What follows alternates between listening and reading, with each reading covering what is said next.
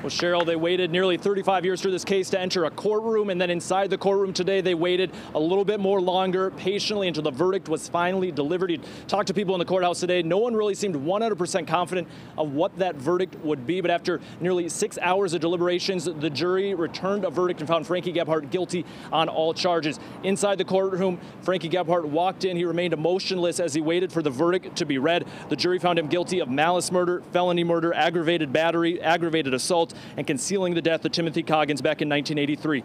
Coggins and his family wiped tears away as the verdict was read, and they later told me this was a day they never believed would come, as they truly thought Spalding County had forgotten about Tim's murder and it would never be solved. Here's his niece Heather Coggins talking with us minutes after the verdict was read.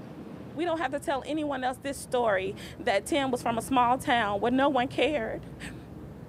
Where no one cared, and no one was brought to justice for his murder. It wasn't just a murder, it was a brutal, heinous killing. And now we don't have to tell our kids or our grandkids anymore that no one cared for your Uncle Tim. Now we have someone who's guilty.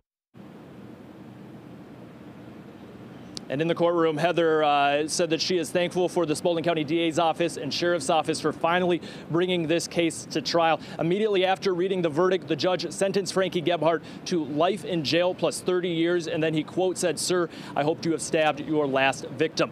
Bill Moore is another man also charged with murdering Timothy Coggins back in 1983 along with Gebhardt. He will have his own trial later this year. Reporting in Spalding County, I'm Joe Henke, 11 Alive News.